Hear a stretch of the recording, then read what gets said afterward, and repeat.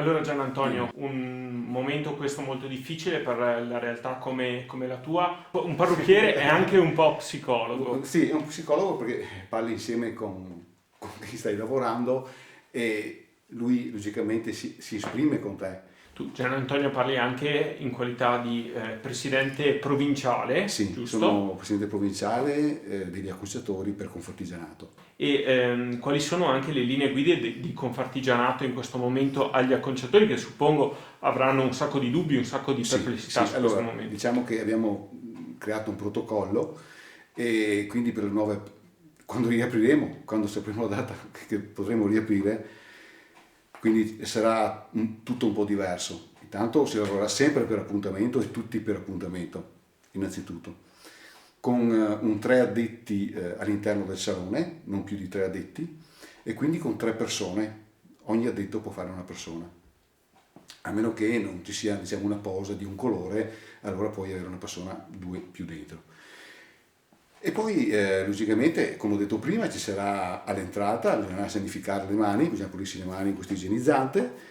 Appena uno entra avrà la sua poltrona igienizzata, quindi avremo dei igienizzanti che andranno a pulire la sedia e via dicendo.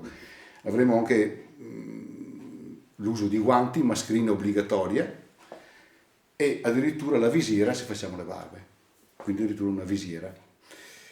E poi la distanza delle poltrone sarà diversa. Beh, già io ho un metraggio abbastanza importante, però saranno 1 metro, quindi nel mio caso farò una poltrona sì, una poltrona no, quindi avremo quasi 2 metri uno dall'altro, diciamo, ecco.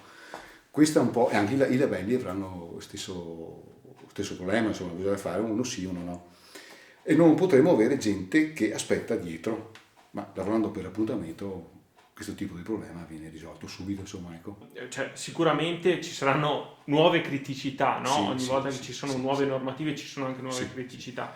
sì. Però in generale l'urgenza delle persone in questo momento ci sono addirittura persone che dicono lasciate stare la consegna a domicilio ma riattivate Sì, le sì, acconciature, sì, giusto? sì, la conciatura, sì, è normale perché io sento che dalle telefonate che mi arrivano dalle clienti, da clienti, oddio non mi vedo più, è un fatto anche, diciamo, di star bene e vedersi bene allo specchio.